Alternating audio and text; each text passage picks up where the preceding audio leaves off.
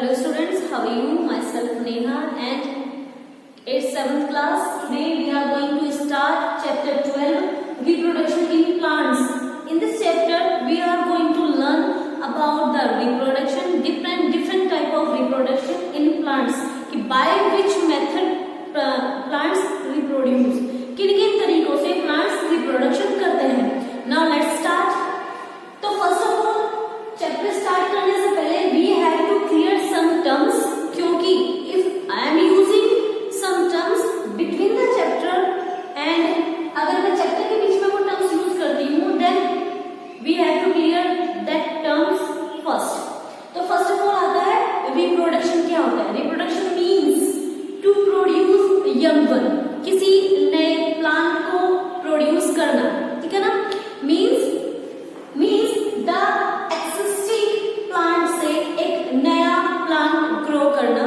ठीक है ना. सेम ऐसा ही और may be with some variety या कुछ वेरिएशंस के साथ, कुछ चेंजेस के साथ एक नए प्लांट को ग्रो करना.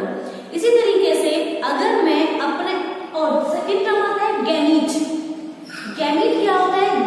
Gametes are normally sex cells. वो टू टाइप्स के होते हैं, मेल गैमीट और फीमेल गैमीट, जो कि रिप्रोडक्शन में पार्टिसिपेट करते हैं. क्लियर. तो रिप्रोडक्शन में द फर्स्ट ऑफ ऑल कुछ चीजें आपको, जैसे अपने आसपास आप जो चीजें ऑब्जर्व करते हैं, एनिमल्स हैं, प्लांट्स हैं, तो पहले प्लांट बहुत छोटा होता है, पहले सीड होता है. सीड से प्लांट जर्मिनेट करता है. जर्मिनेट करने के बाद उसकी लीव्स निकलती है, शूट सिस्टम अलग हो जाता है, रूट सिस्टम अलग हो जाता है. देन एटमॉस्फेयर के साथ वो ग्रोथ करता रहता है, न्यूट्रिएंट्स को एब्जॉर्ब करते करते वो साइज में बड़ा होने लगता है. एंड आफ्टर फ्यू मंथ्स उसमें छोटी छोटी बर्ड्स आने लगती हैं. छोटी छोटी बर्ड्स, ग्रीन कलर की बर्ड्स आने लगती हैं और वो बर्ड्स आफ्टर 4-5 डेज उसमें से फ्लावर निकल जाता है.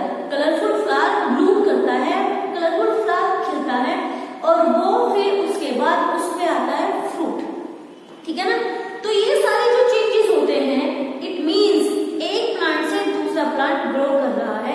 और ये चीज आपने घर पे देखी भी होगी. अगर आप छोटी सी नर्सरी या प्लांट्स आप अपने घर पे लगाते हैं तो उसके नीचे आप, क्योंकि सीड से जो प्लांट ग्रो करते हैं, सीड से जो प्लांट ग्रो करते हैं, उसमें आपने देखा होगा कि प्लांट्स के जो सीड सॉइल में गिर जाते हैं, सॉइल की कॉन्टेक्ट में आते हैं, तो उसमें से छोटे छोटे प्लांट्स निकल आते हैं. तो वो रिप्रोडक्शन ही है. जब प्लांट्स रिप्रोड्यूस करते हैं, मीन्स अपने ही जैसे दूसरे प्लांट को ग्रो करते हैं या प्रोड्यूस करते हैं, उसको बोलते हैं रिप्रोडक्शन. तो let's start. First of all reproduction के दो मेथड होते हैं specially in plants, asexual reproduction and sexual reproduction. तो first of all we will discuss about asexual reproduction. Asexual reproduction means होता है जिसमें कि गैमीट्स जो मैंने आपको बताया, मेल और female gametes means sex cells का कोई इन्वॉल्वमेंट नहीं होता है, उनको बोलते हैं असेक्सुअल रिप्रोडक्शन. असेक्सुअल रिप्रोडक्शन की एग्जैक्ट डेफिनेशन यहाँ पे, the production of new plants from existing plant means the parent plant. Parent plant means जिससे नया प्लांट ग्रो कर रहा है, that is existing plants without the involvement of gametes, जिसमें gamete का कोई इन्वॉल्वमेंट नहीं होता है, मेल और फीमेल गैमीट का कोई इन्वॉल्वमेंट नहीं होता है, इज कॉल्ड असेक्सुअल रिप्रोडक्शन. और in plants there are few example that come in asexual reproduction and those are potato, ginger, turmeric, sweet potato. तो ये कुछ एग्जांपल है असेक्सुअल रिप्रोडक्शन के, जिसमें कि in plants, specially in plants जिसमें कि गैमेट्स का कोई इन्वॉल्वमेंट नहीं होता है, जिसमें कि सीड का कोई इन्वॉल्वमेंट नहीं होता है. इसमें हो सकता है, जैसे अगर मैं आपको पोटैटो, जिंजर या टर्मरिक, इनमें से अगर मैं कोई एग्जांपल लूं तो ये वेजिटेटिव रिप्रोडक्शन की हेल्प से ग्रो करते हैं. वेजिटेटिव रिप्रोडक्शन मीन्स जहां पर प्लांट्स अपने ही पार्ट के थ्रू, मीन्स या तो उनकी स्टेम के थ्रू या रूट्स के थ्रू ही वो क्या करते हैं, ग्रो करते हैं. लेकिन अगर मैं if we are talking about asexual reproduction in plants, तो ये कुछ प्लांट्स हैं जिसमें कि गैमीट का कोई इन्वॉल्वमेंट नहीं होता है. Now the next is sexual reproduction.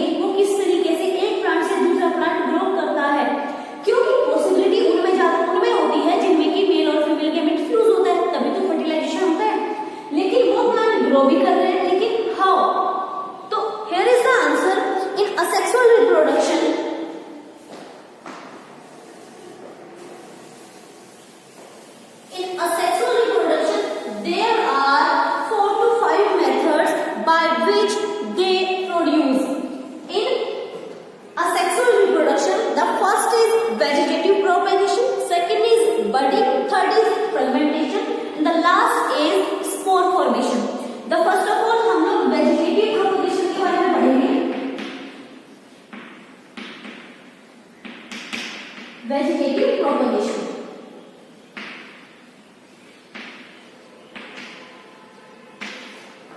Second आपका फ्रेगमेंटेशन,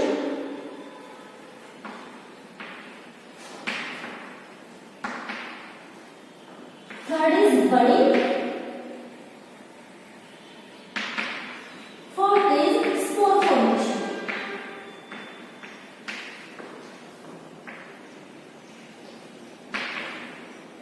ओके, तो सबसे पहले हम लोग क्लियर करेंगे कि वेजिटेटिव प्रोपगेशन क्या होता है। वेजिटेटिव प्रोपगेशन मींस, ये टर्म मैंने इसमें यूज किया था असेक्सुअल रिप्रोडक्शन में। वेजिटेटिव प्रोपगेशन वो होता है जिसमें कि प्लांट्स अपने ही पार्ट्स को यूज करते हैं टू प्रोड्यूस डिफरेंट या न्यू प्लांट। प्लांट का दूसरा पार्ट मींस, अगर हम उनकी स्टेम को कट करके अगर आप उसको सोइल के कांटेक्ट में लाते हैं तो वो एक नए प्लांट की तरह बिहेव करेगा। लेकिन प्लांट्स के कुछ पार्ट्स हैं जो कि जर्मिनेट मींस नए प्लांट को प्रोड्यूस करने में हेल्प करता है, बट वो आते हैं वेजिटेटिव प्रोपगेशन में। क्लियर? कंफ्यूज नहीं होना है, इन सारे टर्म्स को स्टेप बाय स्टेप क्लियर करके चलना है। अभी हम असेक्सुअल रिप्रोडक्शन में वेजिटेटिव प्रोपगेशन कर रहे हैं। तो इसमें जैसे आपने प्लांट्स का अपर एपिकल पार्ट देखा होगा, apical part means the growing region of the plant, जो ग्रोइंग रीजन होता है ऊपर की तरफ, तो उसमें जैसे ये लीव्स और ऊपर की तरफ एक ग्रीन कलर की लीव्स की स्ट्रक्चर्स में मोस्टली ग्रीन कलर की लीफ अरेंज रहती है उसमें बहुत सारी, उसको बोलते हैं bud, green part of the plant. और जो वो बड होती है वो या तो नई नई ब्रांचेस को ग्रो कराने में हेल्प करता है, नई नई लीव्स को प्रोड्यूस करता है, या फिर जो आपकी टर्मिनल बर्ड है, यहाँ पे दो टाइप की बर्ड्स होती है प्लांट में, एक तो होती है one is terminal and the second is axillary bud. अगर मैं टर्मिनल बर्ड की बात करूं तो terminal bud, mostly terminal bud आपकी फ्लावर में ही चेंज होती है, ठीक है ना। बर्ड से टर्मिनल बर्ड में बर्ड से फ्लावर प्रोड्यूस होता है। लेकिन अगर मैं एक्सिलरी बर्ड की बात करूं तो जो एक्सिलरी बर्ड होती है आपकी कहां, आपकी एक्सिल के बीच में, इस एक्सिल के बीच में जो आपकी एक्सिलरी बर्ड होती है वो एक्सिलरी बर्ड लीव्स और ब्रांचेस को प्रोड्यूस करती है, ठीक है। तो हेयर इज लीफ स्टॉक, ये पूरा लीफ स्टॉक है इतना, ठीक है ना, इसको लीफ स्टॉक बोलते हैं। और उसको बोलते हैं जहां से कि स्टेम से लीफ कनेक्ट होती है उसको लीफ स्टॉक बोलते हैं। And this is node where, जहां से कि मोस्टली लीफ कहां से, आपकी लीफ स्टॉक से जहां पे भी आपकी लीफ स्टार्ट होती है उसको बोलते हैं नोड, ठीक है। तो आपको बर्ड का पता चला, तो बर्ड भी एक दूसरे प्लांट को प्रोड्यूस करने में हेल्प करती है, इसलिए ये वेजिटेटिव प्रोपगेशन में आता है। लेकिन नेक्स्ट आता है अब और किस तरीके से प्लांट ग्रो करता है वेजिटेटिव प्रोपगेशन में। मान लो first of all I am just putting two common example in front of you. The first one is that is money plant. Money plant का जो प्लांट होता है उसकी स्टेम को आप कट करके अगर आप सॉइल में या वाटर के कांटेक्ट में रखते हैं तो वो इजीली ग्रो कर जाता है नए प्लांट की तरह। ये आपने बेसिकली जिसके घर में मनी प्लांट है उसने ये चीज देखी भी होगी। नेक्स्ट एग्जांपल है आपका रोज, गुलाब का फूल। अगर उसमें बर्ड्स लगी हुई हैं, कली लगी हुई है, और अगर आप उनको उसकी स्टेम को एक शार्प नाइफ से कट करके, ठीक है ना, कट करने के बाद जब आप उसको सॉइल में लेके आते हैं, सॉइल के कांटेक्ट में रखते हैं, तो आपने देखा होगा कि वो एक नए प्लांट की तरह बिहेव करना शुरू कर देता है। उसपे फ्लावर्स ब्लूम करने शुरू कर देते हैं, वो ग्रोथ भी करने लगता है और उसका इसी तरीके से रूट सिस्टम भी प्रोड्यूस होने लगता है, ठीक है ना। क्योंकि आपने देखा होगा रोज के फ्लावर में सीड नहीं होता है, उसमें सीड नहीं होता है क्योंकि उसमें वेजिटेटिव प्रोपगेशन होता है। और वेजिटेटिव प्रोपगेशन के थ्रू क्या होगा, प्लांट का कोई भी एक पार्ट यूज किया जाएगा। प्लांट के कौन कौन से पार्ट, इट में बी रूट, इट में बी लीव, स्टेम, फ्लावर, ठीक है ना, उनके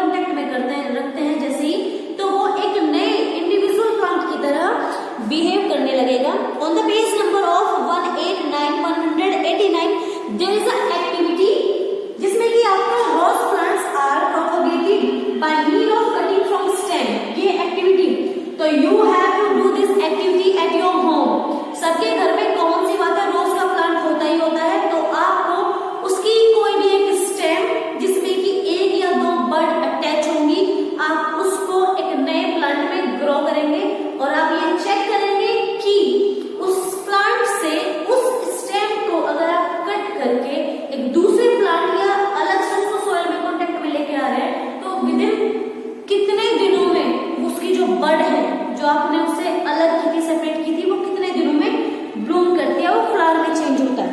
ओके, इसी तरीके से अगर मैं बात करूं आपकी बर्ड्स की, स्टेम्स की, सॉरी, तो आपने ये चीज इसमें टमाटो में भी पोटैटो में देखी होगी, सॉरी पोटैटो में क्या होता है कि आपके घर में भी आप ये देखी होंगी, जब आलू कुछ दिनों तक रखा रहता है तो उसमें से छोटी छोटी बर्ड्स निकलने लगती है, उनको बोलते हैं आईज ऑफ पोटैटो, ठीक है ना। तो इसमें क्या होता है कि वो जो आईज होती हैं वो मेनली इसमें ट्यूबर्स जो होती हैं वो दो टाइप के होते हैं। The first is stem tube and the second is root tube. और प्लांट में एक स्टेम ट्यूब होती है, उन स्टेम ट्यूब को आप इजीली सेपरेट करके नंबर ऑफ प्लांट्स ग्रो करा सकते हैं। मान लो एक प्लांट में, एक पोटैटो में 7 to 8 आईज है जो ग्रो करिए। अब वो तो एक था, पहले तो वो इंडिविजुअल एक ही था ना, और उसमें 7 to 8 आईज थी, और उसमें से जैसे ही वो जैसे ही स्टेम उसने ग्रो किया तो उन स्टेम को आप क्या कर लेंगे, सेपरेट कर लेंगे, कट कर लेंगे, और कट करने के बाद जैसे ही आप उसको ग्रो कराते हैं तो सोचो कि एक पोटैटो से कितने पोटैटो के प्लांट्स आप ग्रो करा सकते हैं। तो you can easily check the changes कि इसमें कितने अलग से आप लोग एक से कितनी सारी चेंजेस कर सकते हैं। तो इट्स अप टू यू कि आपको उसकी कितनी ब्रांचेस या उसकी कितनी आईज यूज करनी है ग्रो कराने में। क्लियर? तो नेक्स्ट आता है आपका वेजिटेटिव प्रोपगेशन में आपका आता है fragmentation. The next is vegetative propagation by roots. तो रूट्स के थ्रू किस तरीके से होता है, जैसे आपका स्वीट पोटैटो है, स्वीट पोटैटो होता है आपका शकरकंद। शकरकंद में किस तरीके से आप उनकी रूट्स को यूज करते हैं just to produce a young plant. तो उसमें क्या करना है आपको, ठीक है ना, उसमें क्या करना है, the roots of the plants normally do not bear birds. इनमें क्या होता है, इनकी बर्ड्स में इनकी जो रूट्स होती हैं स्वीट पोटैटो की, उनमें बर्ड्स नहीं होती है। तो मैंने आपको बताया पोटैटो में बर्ड्स होती है और वो स्टेम कैरी करता है, तो उसको क्या करेंगे कि उसको सेपरेट करके ग्रो करा लेते हैं। But in this situation there is no bird, और बर्ड नहीं तो हम लोग किस तरीके से उनको प्रोड्यूस करेंगे। तो इसमें क्या करना है, कुछ प्लांट्स जो होते हैं उनकी कुछ मॉडिफाई और थिक, मॉडिफाई मीन्स वो रूट के थ्रू भी नए प्लांट में ग्रो हो सकते हैं। If in some cases plants do not have seed, do not bear flower या fruits bear नहीं करते हैं, तो क्या होता है उनमें मॉडिफिकेशन हो जाती है। Modification means the change by which they can produce easily.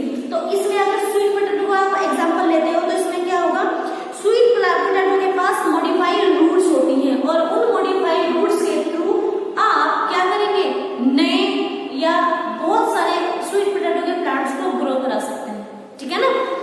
Now next आता है leave, vegetative propagation by leaves in bryophyllum plant की जो लीव्स होती हैं उनके ऊपर छोटी छोटी जो स्टेम्स हैं वो ग्रो करने लगती है। लीव्स के ऊपर ही छोटे छोटे प्लांट के पार्ट्स ग्रो करने लगते हैं, जिसमें कि शूट सिस्टम भी होता है, रूट सिस्टम भी होता है। तो by the separation of the leaves from that leave, particular उस लीव से वो जो पार्ट है वो सेपरेट आउट करके you can grow the so many plants in numbers.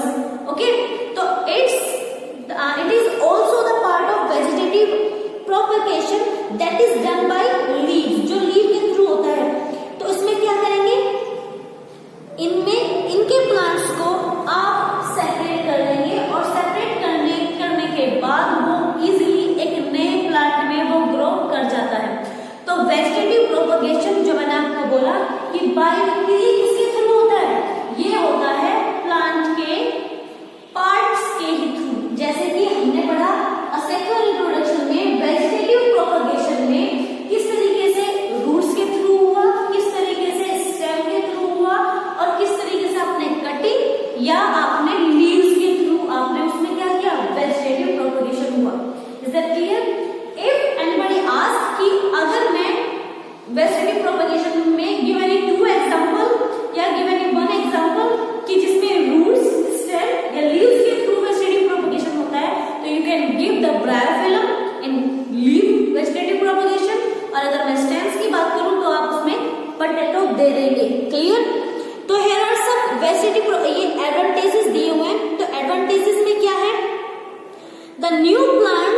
Produce by vegetative propagation take much less time. देखो vegetative propagation में एक नए प्लांट को ग्रो कराने में कम टाइम लगता है, बिकॉज अगर मैं किसी सीड से कोई नया प्लांट ग्रो कराती हूँ तो सीड से नए प्लांट को जर्मिनेट होने में टाइम लगता है। If I am just growing a plant by the help of vegetative propagation तो it will take less time, ये कम टाइम लेगा, क्योंकि इसमें पहले से ही लीव्स, पहले से स्टेम और बर्ड्स पहले से प्रोड्यूस वो ग्रो कर रही होती है, तो वो कम टाइम लेता है comparison to the sexual reproduction, ठीक है ना। तो इसमें क्या होता है कि वेजिटेटिव प्रोपगेशन के बाद जो प्लांट ग्रो होता है वो एग्जैक्ट पेरेंट प्लांट जैसा ही होता है। एग्जिस्टिंग प्लांट मींस जिस प्लांट से उस प्लांट का हम लोगों ने पोर्शन उससे सेपरेट किया था, सेपरेट करने के बाद जब नया प्लांट ग्रो किया तो वो सेम एज किसके जैसा होता है, वो सेम होता है पेरेंट सेल की तरह, पेरेंट प्लांट की तरह। क्लियर। तो इसमें क्या होता है, इसमें सिमिलैरिटी होती है पेरेंट प्लांट से। Clear. Now here are the second that is budding.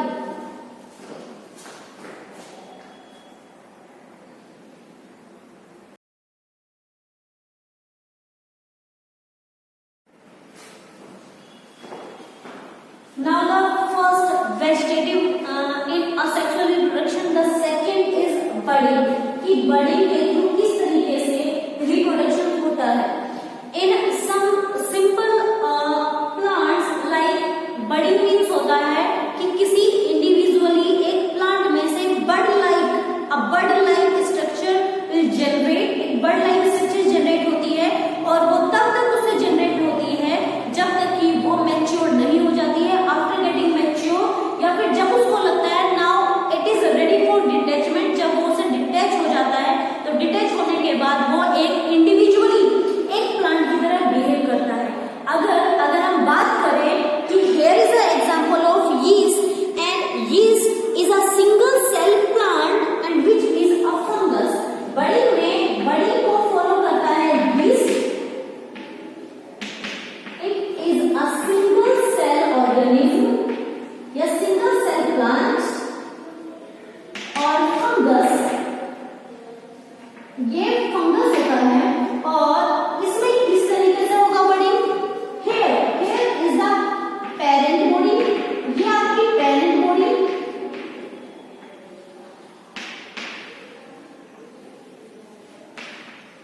it is single cellular parent body। तो इसमें से क्या होगा, एक बड लाइक स्ट्रक्चर जनरेट हो जाएगी। हियर इज, ये आपको ये दिख रहा है, दिस इज द बड। ये बड लाइक स्ट्रक्चर जो आपका आउटर ग्रोथ आपको दिख रही है ये जनरेट हो जाएगा और ये किस तरीके से, in the next step a bud will detach, ये इससे डिटैच हो जाता है, इससे पेरेंट बॉडी से। This is daughter cell, you can call daughter cell या फिर this is new yeast cell,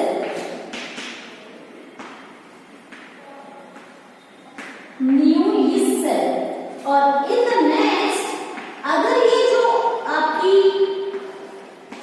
इसमें से न्यू यीस्ट जो बॉडी है, सेल है, अगर इससे डिटैच नहीं होती है ये आउटर ग्रो करना शुरू कर जाती है लाइक दिस। ये बना लेते हैं किसकी, आपकी सेल्स की चेन, और ये फिर एकदम से सारी की सारी जो सेल्स हैं, जो न्यू सेल प्रोड्यूस हो रही है कहां से, आपकी पेरेंट बॉडी से, ये हो जाएंगे उससे डिटैच, ये उससे अलग हो जाएंगे।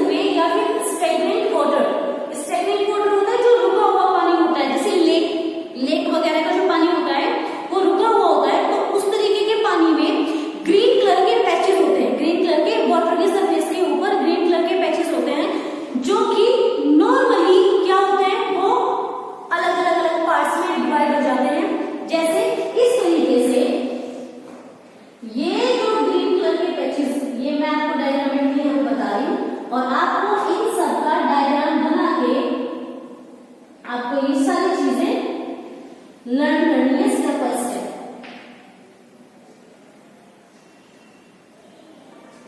This is the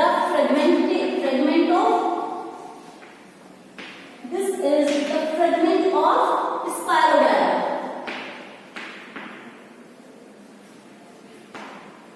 And you can call it is a parent body. तो in the next ये क्या होगा, ये अलग अलग पार्ट में क्या हो जाएगा, ये अलग अलग पार्ट में डिवाइड हो जाएगा like this।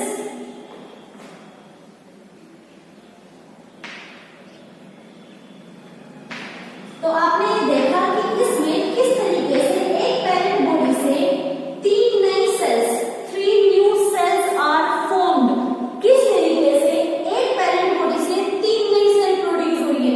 तो ये नॉर्मली फ्रेगमेंट लाइक स्ट्रक्चर होती है स्पाइरोगायरा, जो कि मिलती है आपकी स्टेगनेंट वाटर में। स्टेगनेंट वाटर मींस जो रुका हुआ पानी होता है लेक वगैरह में, ग्रीन पैचेस ही होते हैं वाटर सरफेस पे। और जिस तरीके से ये एक पेरेंट बॉडी से तीन आपके न्यू प्लांट की जो बॉडी है या नए इंडिविजुअल्स जो ग्रो करते हैं, वो आफ्टर डिटैचमेंट या आफ्टर ब्रेकडाउन, टूटने के बाद वो एक नए ऑर्गेनिज्म की तरह बिहेव करने लगते हैं। And this is also the part of a sexual reproduction because in which there is no involvement of male and female gamete. Clear? Now the next and the last asexual reproduction is spore formation। और spore formation मिलता है आपका rhizopus में। rhizopus on page number 193 rhizopus is a fungus। ये मिलता है rhizopus।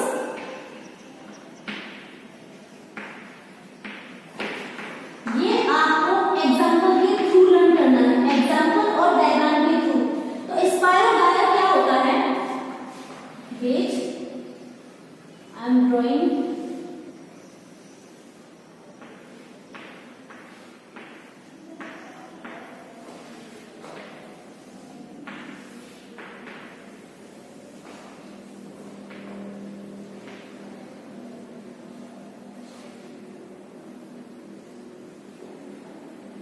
Here is the diagram of rhizopus।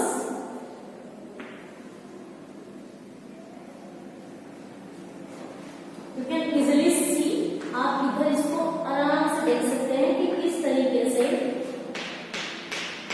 And these are spores।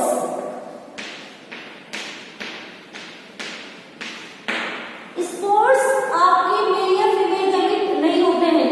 Spores एक plant का पार्ट है। Spores are the part of plant which are very light in weight, बहुत light weight होता है। और आपके राइजोपस में जब ये टीवी स्पोर्स प्रोड्यूस होते हैं तो ये क्या होता है, ये इनके ऊपर एक अच्छा खासा कोट होता है, आउटर लेयर इन स्पोर्स के ऊपर होती है, जो कि स्पोर को आउटर एटमॉस्फेयर से बचा के रखती है। मींस जब इनकी अनफेवरेबल कंडीशन रहती है, अनफेवरेबल कंडीशन वो होती है जिसमें कि ये स्पोर्स ग्रो नहीं कर सकते हैं। तो अनफेवरेबल कंडीशन में ये स्पोर्स एटमॉस्फेयर में वैसे ही पड़ा रहेगा, क्योंकि इसकी जो बाहर की लेयर है या आउटर कोट जो है वो उस एटमॉस्फेयर के कांटेक्ट में आने से उनको रोक रहा है। और जब फेवरेबल कंडीशन आती है, favourable condition means in which they can generate, और जो जनरेट कर सकते हैं, ठीक है ना, उसमें क्या करेंगे, ये दोबारा से जब फेवरेबल कंडीशन आएगी तो ये स्पोर्स एक्टिव हो जाते हैं और एक नए ऑर्गेनिज्म की तरह बिहेव करने शुरू कर देते हैं, ठीक है ना। तो ये इतने लाइट वेट होते हैं कि ये एयर के कांटेक्ट में आके ये एक जगह से दूसरी जगह घूमते रहते हैं। लेकिन ये प्रोड्यूस तभी होते हैं, ये जर्मिनेट या ग्रो करना तभी शुरू करते हैं जब इनकी फेवरेबल कंडीशन आती है। इसी तरीके की आपकी एक इसमें एग्जांपल दिया हुआ है कि फंस में भी और मोजेस में भी इस तरीके का रिप्रोडक्शन होता है स्पोर फॉर्मेशन के थ्रू। क्योंकि स्पोर फॉर्मेशन के थ्रू अगर होता है तो आप एग्जांपल देंगे राइजोपस, मोजेस या फंस के आप इसमें एग्जांपल दे सकते हैं, जिनके थ्रू ये सारे के